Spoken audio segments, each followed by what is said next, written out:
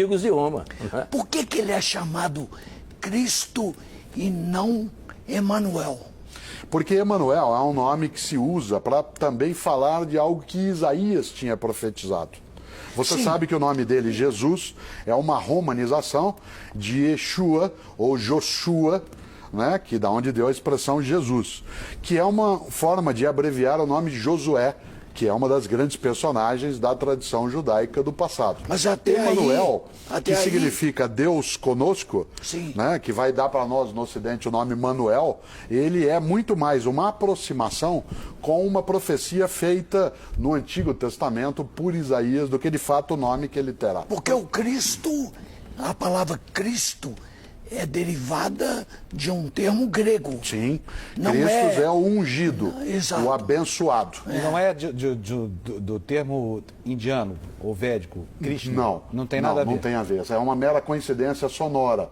Né? Uma coincidência. Cristo Agora, significa professor, o que ele quer, o ungido, que é aquele que é abençoado, que é aquele que foi o escolhido. Tá. Né? Desse Agora, ponto de professor, vista, ele combina com a expressão hebraica Messia. Né? Professor, eu só queria deixar uma perguntinha, depois ele responde. É pouco provável, não há nenhuma prova, nenhuma evidência, não há sinal nenhum de que Jesus nasceu no dia 25 de E dezembro. nunca os cristãos disseram isso. Pois Mas é. nos diz que nós vamos voltar, podemos voltar nessa. Nunca os cristãos disseram qual era a data.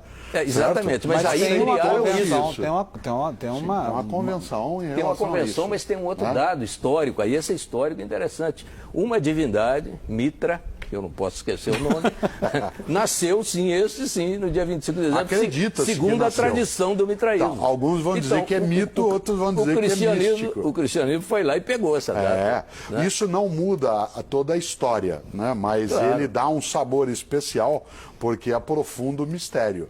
E religião é mistério. Professor, nós vamos aproveitar agora, eu queria interromper em função disso, porque nós vamos conhecer a opinião de um outro especialista, que é o historiador André Chivitarese. Ele é professor de História Antiga da Universidade Federal do Rio de Janeiro. Normalmente, quando a gente pede uma prova concreta, nós esperamos um objeto palpável, não é? A cama, a casa, a roupa. Bom, isso não tem. Mas, do ponto de vista acadêmico, científico, nós trabalhamos com o que se estabeleceu como uma múltipla confirmação. Isso é, quando autores diferentes, que nunca se viram, que nunca se leram, que nunca se encontraram, são capazes de afirmar frases, ditos, ideias exatamente iguais entre eles sobre Jesus. Então, vou dar um exemplo. Paulo, que é o autor mais antigo que nós temos em termos de produtor de cartas, não é? Ele é capaz de registrar, palavra por palavra, o que Jesus disse na última ceia pascal junto dos seus discípulos. Marcos, um evangelista que veio muito depois de Paulo, sem nunca ter lido Paulo, foi capaz de também falar exatamente as mesmas palavras que Jesus disse. Então, há uma argumentação bastante plausível para dizer que Jesus existiu. Muito embora a gente não conheça a sua casa, não conheça a sua cama, não conheça a sua roupa. E digo mais, hoje a história, a arqueologia já conseguem ver a sombra que Jesus projetou no seu andar. Ainda não chegamos nele, mas já conhecemos a sua sombra. E acho que a tendência, cada vez mais em que a pesquisa avançar, principalmente arqueológica, nós vamos chegar a Jesus.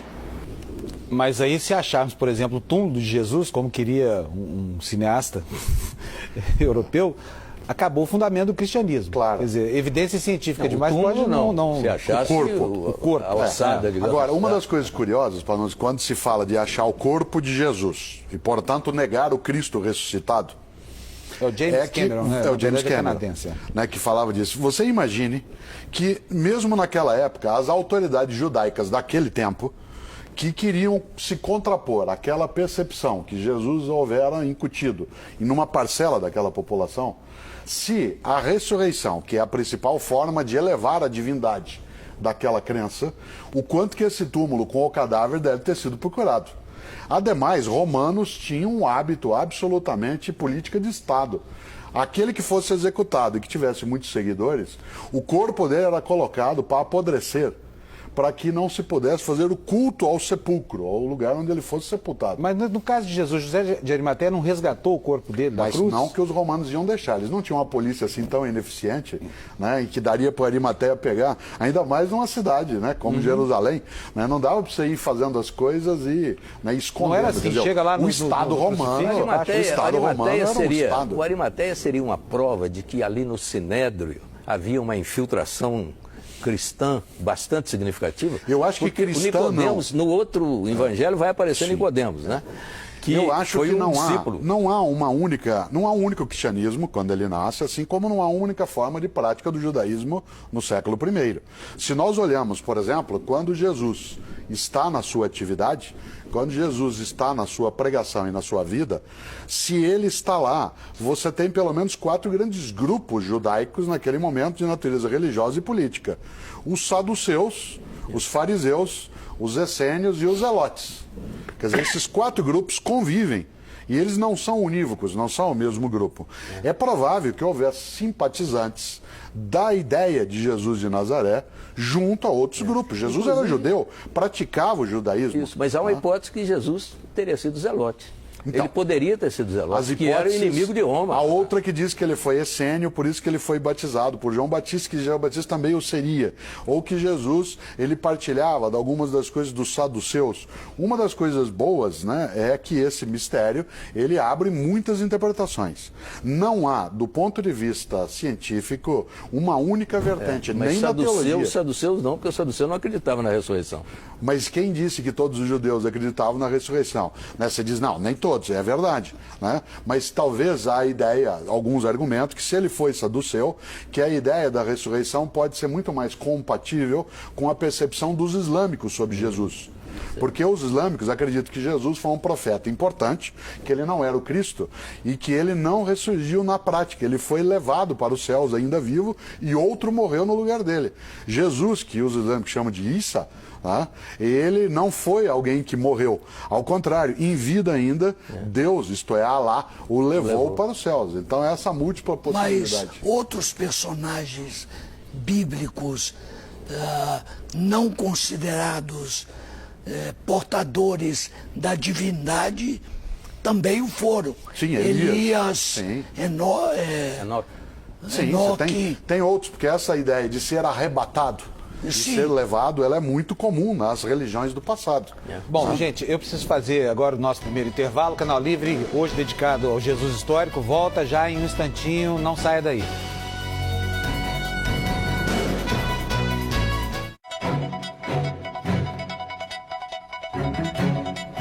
Voltamos com o Canal Livre, que esta noite debate a história de Jesus com o filósofo Mário Sérgio Cortella. Para Pedro Paulo Funari, que é professor de História e Arqueologia da Unicamp, mais vestígios da vida na Galileia, na época de Jesus, ainda serão descobertos nas próximas décadas. Vamos ver o que ele diz. A arqueologia ela é muito importante porque ela nos fornece o contexto no qual Jesus viveu. Nós temos muitas informações que provêm de escavações na Terra Santa, na Palestina. Elas se referem tanto às maneiras como as pessoas viviam, as suas casas, como que viviam as autoridades, como vivia o povo comum. Na Palestina, a vida era ao mesmo tempo muito simples, porque a população local dos seguidores de Jesus eram pessoas analfabetas que viviam no campo, viviam de atividades muito simples como a pescaria, que eram os primeiros seguidores de Jesus, camponeses, mas ao mesmo tempo era uma sociedade muito complexa, porque havia cidades inclusive com uma população estrangeira que falava outra língua, que era o grego. Havia tropas romanas que vinham soldados de pontos muito distantes do império. Portanto, Jesus conviveu, embora os seus seguidores e seu círculo mais íntimo fossem de pessoas muito humildes, ele conviveu com pessoas de diferentes origens étnicas, de uma região muito grande do Mediterrâneo Antigo. Nós descobrimos há um tempo atrás um barco na Palestina que é muito parecido com o que teria sido o barco dos pescadores que seguiam Jesus, como Pedro, e que Jesus mesmo utilizou. Encontramos também vestígios de casas da Palestina, da época de Jesus, que não usavam telhas, e que explica, por exemplo, uma passagem do Evangelho que fala que um paralítico passou pelo telhado, quer dizer, na verdade não eram telhas, era um teto de palha que podia ser facilmente retirado. Então, com certeza, novas informações virão nas próximas décadas. Agora, para quem crê, para quem acredita em Jesus, no Cristo, essas descobertas que se anunciam não podem acabar fazendo com que Jesus fique menor do que Cristo, evidentemente, no futuro? Acho que não, por uma razão, Panunzio. Os evangelhos, eles são textos de reverência, não são textos históricos. Em nenhum momento se pode supor que aquela descrição que ali aparece, ela tem um componente de natureza científica, de comprovação. Tá? Aliás, de uma certa maneira, é preciso entender que aquelas histórias, elas são improváveis, mas não impossíveis. O senhor está se referindo, inclusive, aos milagres, por exemplo? Não, as histórias em geral. Quer dizer, quando eu digo que é impossível, eu estou dizendo isso nunca existiu. Quando eu digo que é improvável, eu estou dizendo que não pode ser provado. Não pode ser provado desde agora. Pode ser que se encontre em situações, né, dessa natureza. Agora, o que está por trás, que é uma força muito grande, é a força da fé. Volto à ideia. A Bíblia, ela não é uma narrativa, ela tem narrativas. Há coisas na Bíblia que elas coincidem com os tempos, com os modos, com os costumes, e outras que são de natureza eminentemente religiosa, que estão marcadas pela perspectiva exclusiva da fé. Algumas pessoas acreditam que o texto bíblico ele é literal, isto é, ele é mesmo aquilo que aconteceu. Mas isso não é consenso dentro das várias formas de cristianismo, professor, nem hoje, nem na história. Professor, do ponto de vista dos evangelhos, se pegar o primeiro evangelho, que foi aquele escrito mais próximo do evento, quer dizer, Marcos escreveu 40 anos depois, né, mais ou menos ali na época da Revolução, da tentativa de Revolução, que foi em 66, não é? Então, sob aquela influência, mas ele conviveu com muita gente que viu Jesus, que pode ter testemunhado. É possível, e os outros evangelistas beberam muito na fonte de Marcos, é possível entender o evangelho de Marcos como aquele de maior credibilidade do ponto de vista historiográfico? É provável que ele contenha a influência mais forte, inclusive porque tanto o Evangelho de Lucas quanto o de Mateus, eles têm sim o Evangelho de Marcos como referência.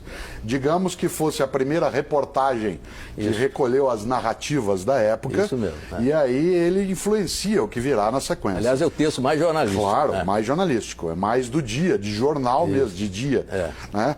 E o Evangelho de João, ele já está mais voltado para o campo místico naquilo que o Teles antes levantava em relação a mostrar que Jesus era Cristo e não só a mera trajetória. Tanto que você não tem a história do nascimento de Jesus narrada nos 4 evangelhos. Só um deles, que é Mateus, vai falar da visita de magos e assim por diante. O que é certo é que esses evangelhos, eles contam uma história do ponto de vista da fé, que para quem nela cria, era de fato, ainda é, a resposta da realidade. Há inclusive uma discussão sobre quem são de fato os autores dos evangelhos. Pode ser, inclusive, que, embora seja o Evangelho segundo Marcos, que seja uma homenagem ao apóstolo Marcos e uma comunidade resolveu batizar com esse nome. Há dúvida, né, hoje quase certa, que o João do Evangelho não é o mesmo do Apocalipse e não seria o mesmo discípulo amado. Quer dizer, existe uma série de situações... Ele se auto-intitula discípulo muito amado. Eu sei, mas não se supõe que necessariamente ele seja o mesmo. Podem ser 3 pessoas diversas e, eventualmente, o autor de um evangelho não necessariamente é uma pessoa. Ele pode ser um coletivo, uma comunidade que o faz. Não há essa certeza. Não há documentação que traga isso dizendo, não, este Marcos é o apóstolo Marcos que conviveu com Jesus e escreveu desse modo. A fé de muita gente acredita nisso.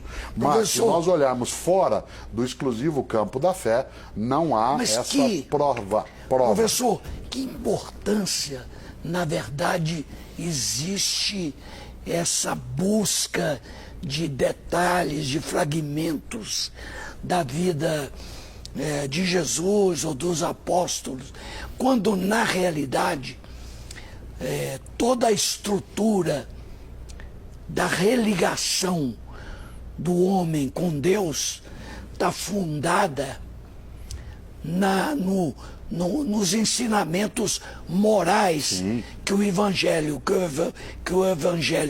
trouxe e que pouco importa de que maneira chegaram.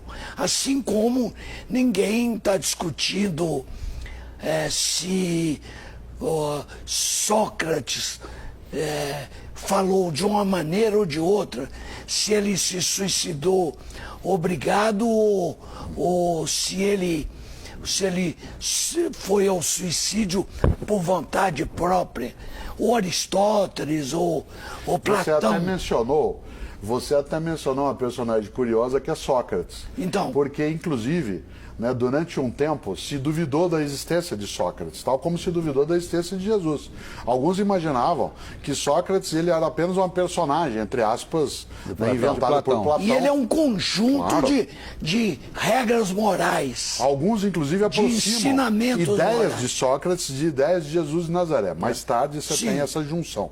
Agora, tem uma coisa que você levantou, Teles, que é muito importante nisso. Você falou, o que interessa a quem crê, tanto faz.